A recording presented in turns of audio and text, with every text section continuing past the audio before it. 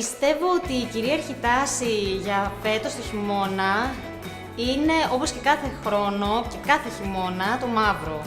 Μαύρο για δείπνο, μαύρο για τη δουλειά, μαύρο για το γραφείο, μαύρο για το πάρτι, μαύρο για το κλαμπ.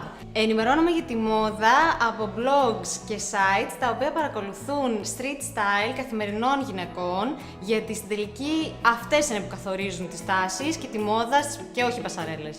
Από τα τρία look μπορώ να πω ότι μου αρέσουν και τα τρία για διαφορετικούς λόγους. Τα δύο ξανθά μ' αρέσουν γιατί θα τα δοκίμαζα, εγώ είναι πιο κοντά στο στυλ μου, πιο κοντά στα χρώματά μου.